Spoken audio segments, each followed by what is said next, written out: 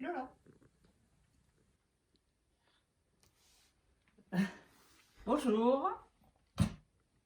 Je vais vous montrer un petit métier à tisser aujourd'hui qui est modeste, génial, pas cher, facile à utiliser et qui permet de recycler plein de vieux tissus.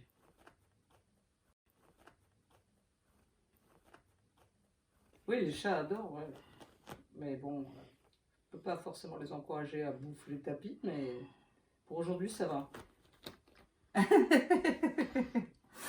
Bon alors donc avec ce petit métier tout petit et tout joli, on peut faire des carrés. Des carrés plus ou moins carrés évidemment, hein, c'est pas de la chirurgie cardiaque. Donc des carrés tissés en diagonale comme on le voit, enfin on le verra plus tard surtout. Alors du plus petit, on peut faire de petites maniques comme celle-là. Ma période manique, la chasse et le chat. Ma période manique, voilà. Et après, j'ai attaqué la période tapis. Pas seulement pour le chat, mais surtout pour la salle de bain.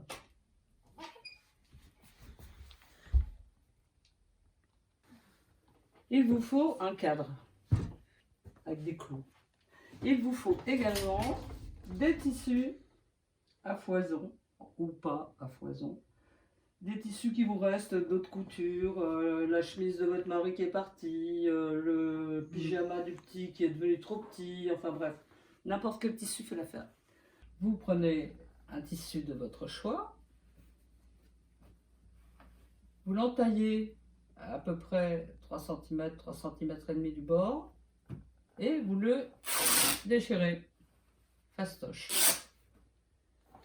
Là vient la partie un peu plus délicate. Il faut plier le tissu en faisant un petit pli d'environ 3 cm, pareil. Le pli face à vous, vous entaillez en bas sur un peu moins d'1 centimètre. Et là, vous avez votre entaille qui est faite. En bas du tissu, il reste encore à peu près 2 cm et demi en bas. Ok, on a la première lirette. La deuxième, on l'a déjà coupée. Pareil, on la plie. Sur le pli, on fait une entaille d'un peu moins d'1 centimètre. Voilà. Alors, on prend le premier tissu, l'entaille en bas. Le deuxième tissu, l'entaille en haut. On superpose les deux entailles. Et par derrière, on va ramener le tissu de la deuxième lirette après l'avoir rouloté un peu pour qu'elle passe dans la fente. Donc on l'introduit par derrière.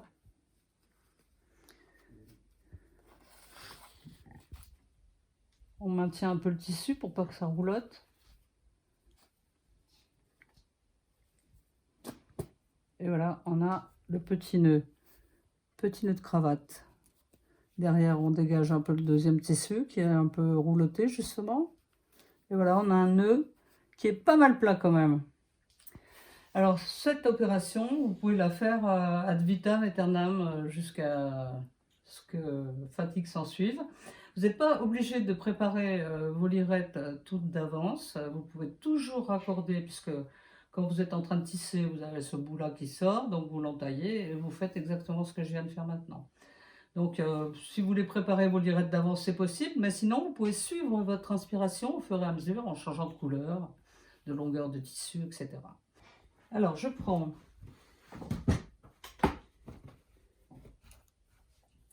mon carré à tisser et je le pose en diagonale devant moi. Une extrémité vers moi, en diagonale. Je prends la lirette que j'ai fabriquée précédemment, j'entoure le clou qui fait le coin face à moi et je fais un nœud. le nœud le plus simple du monde, c'est un demi-nœud. Avec cette lirette que j'ai nouée, je vais traverser le cadre en diagonale pour aller chercher le clou qui fait le coin, celui-là. Je me pose à côté, je maintiens un peu avec mes doigts, je fais le tour du clou et je reviens vers moi. Je prends le clou du côté droit, je m'appuie dessus, je surmonte la première lirette que j'ai posée, celle-là, je passe par-dessus, et là je suis contre le premier clou à gauche, et je tourne autour de ce clou-là, comme ça, entre celui-là et le suivant, je tourne autour du clou, je remonte en diagonale, et je vais me placer entre les deux clous suivants, là, comme ça. Hop, je maintiens le clou, je fais le tour, je maintiens le tissu évidemment, le clou se maintient tout seul, je fais le tour, et là, je vais faire la manœuvre que je vais faire tout le long du tissage, je plie en deux ma lirette. Celui-là, j'en tiens pas compte, c'est celui que je viens de poser. Je soulève le suivant, je fais passer ma lirette par-dessous, et par-dessus celle-là, je vais me raccrocher avec ma boucle au clou suivant, ici, à droite. Je l'ai bien entouré. J'ai toujours ma boucle à la main. Je descends ma boucle vers moi. Et là, je vais accrocher la boucle que j'ai encore sur le clou inoccupé à côté là. Toc, je m'accroche là. J'ai accroché. Ma petite lirette, elle est par là. Je vais la faire passer entre ce clou-là et ce clou-là. Hop. Je tends un peu, mais pas trop. Je tourne autour de celui-là. Je remonte en face. Je vais me poser devant ce clou-là. Je vais l'entourer de ma lirette.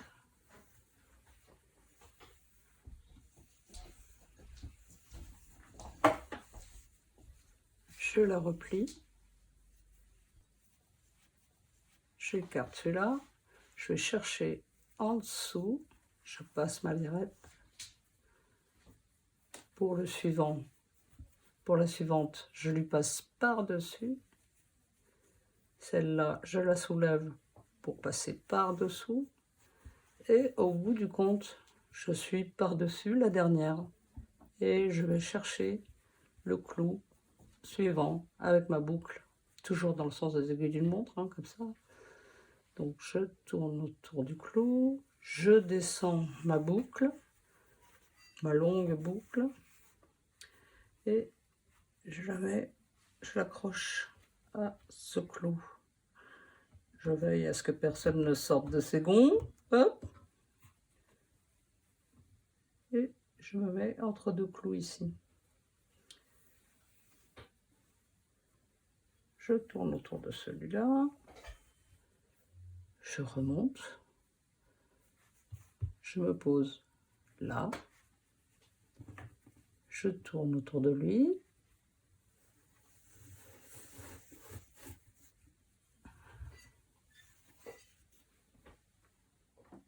je plie ma petite lirette pour faire une boucle, je prends le deuxième, je passe en dessous, par-dessus le suivant, par-dessus le suivant, par-dessous celui qui vient d'après,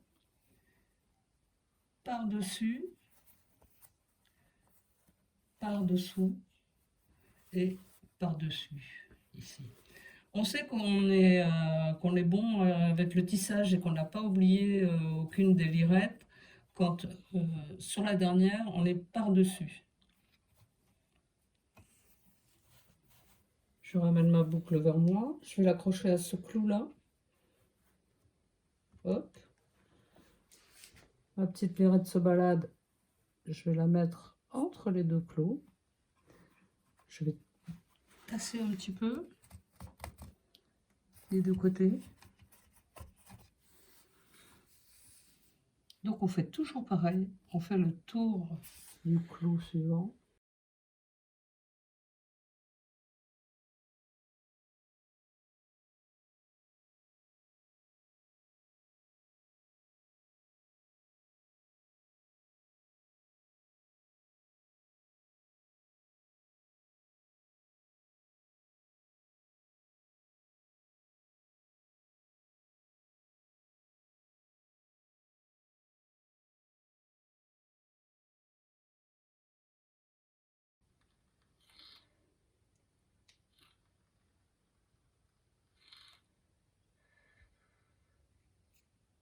Alors, vous avez droit à l'erreur. Si vous apercevez en fin de rang que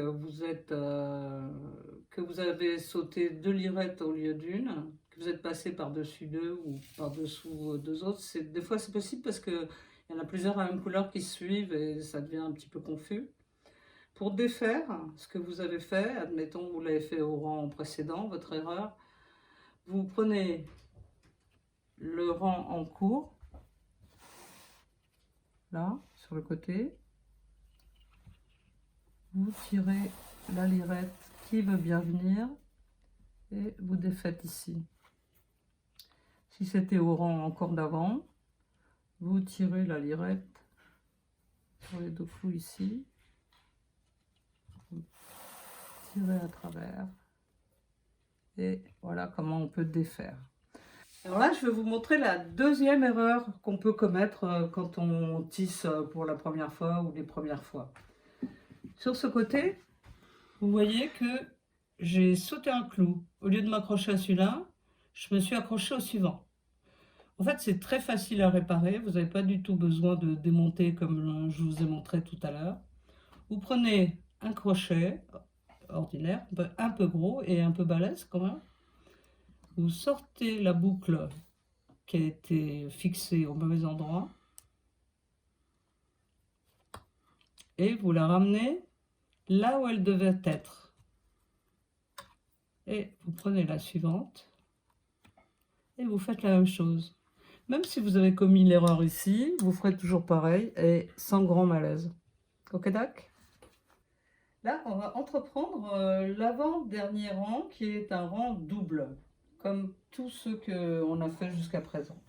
Donc, on tourne autour du clou d'à côté, on remonte sur le clou libre à gauche. Et là, on va récupérer la lirette qui est un peu trop difficile à choper avec les doigts. On va la récupérer avec un crochet un peu costaud. Il n'y a pas besoin d'être rouge par contre. Bon, on va chercher la lirette de l'autre côté. Et on l'a. C'est pas facile à montrer, mais c'est pas très difficile à faire par contre. Hop, on la tire. Elle arrive, elle est là. Toujours garder la lirette en cours vers soi et celle qui n'est pas en cours, celle qui est rattachée au reste de l'ouvrage à gauche.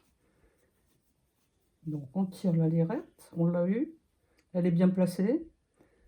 On peut faire le dernier rang en double.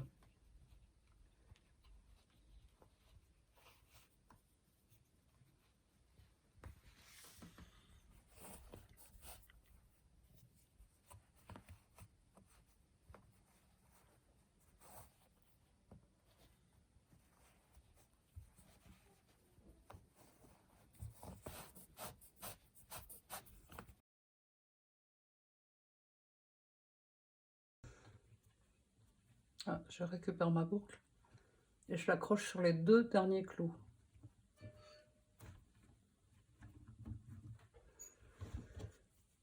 Je tends un peu si c'est nécessaire, là ça ne l'est pas. Bon. Alors là, important, tasser les deux côtés de cette ligne double en l'écartant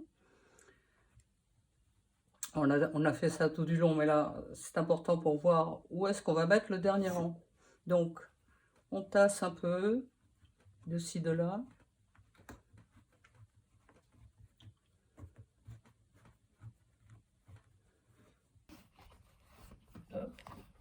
Et là, on voit la voie royale du dernier rang simple qui s'ouvre à nous. Donc, on vérifie qu'on a assez de lirette pour traverser le cadre avec un peu de marge. On l'a. On roulotte un tout petit peu le tissu pour pouvoir le passer à travers le chat de cette grosse aiguille à tapisserie qu'on trouve chez toutes les bonnes merceries. Donc la grosse aiguille, la lirette, on les enfile l'un dans l'autre. Pas se tromper, enfiler l'aiguille dans la lirette par exemple. Bon bref, idiotie. Donc on tourne autour du clou. Avec l'aiguille, on soulève la première lirette et on passe par en dessous. Mission accomplie, je suis autour du dernier clou et sous la petite lirette qui est là. Maintenant, je vais continuer comme j'ai fait jusqu'à maintenant. Je vais passer par-dessus celle-là et par-dessous celle-là, comme ça, avec mon aiguillet de lirette.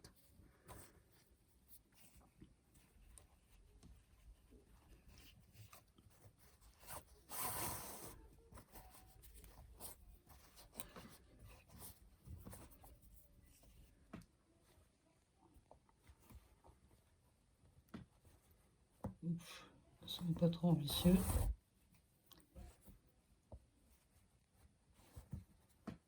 Alors nous arrivons à la fin. Je passe par-dessus celui-ci, par-dessous le suivant, par-dessus celui d'après et je suis dehors avec mon aiguillet. Alors, vous avez fini. Vous pouvez défaire le tissage de son cadre. Pour défaire le tissage de son cadre, c'est très facile. Vous le prenez par derrière et vous poussez avec vos doigts sur le tissage. Progressivement, il va se décrocher.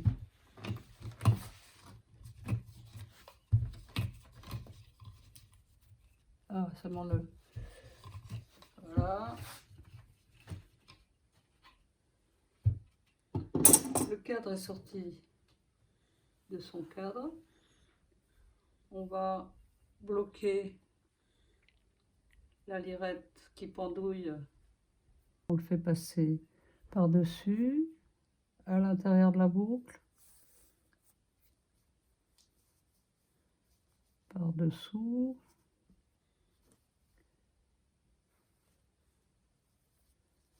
Alors on fait un genre de petite couture autour.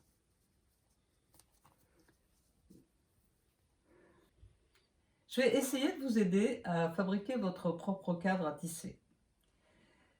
Ici, j'ai pris du contreplaqué multipli de 2 cm d'épaisseur et au lieu d'assembler ou quoi aux caisses, j'ai opté pour la technique de l'évidage. Donc j'ai reporté mon schéma sur le bois. J'ai décidé combien de clous il y aurait, mais ce qui est important, c'est de bien les installer à l'équerre, bien les prévoir à l'équerre. Le reste, cette coupe à l'intérieur, elle peut être bâclée, la coupe à l'extérieur, elle peut être complètement ravagée, ça n'a aucune importance. Ce qui compte, c'est juste la ligne de clous et pas plus. Donc, vous pouvez mettre plus ou moins de clous. Néanmoins, il faut toujours garder un nombre impair de clous sur chaque côté. Pour celui qu'on est en train de vous montrer, de mettre des lirettes de plus de 2 cm, c'est pas recommandé parce que la fin serait vraiment très pénible. Et si vous en avez un deuxième, plus confortable, là, avec celui-là, vous pouvez employer des lirettes jusqu'à 4 cm en tassant bien. C'est plus joli que quand c'est trop lâche. Donc, je pense que je vous ai tout dit. Et j'espère que vous allez vous régaler autant que moi à tisser. Je me suis vraiment éclatée.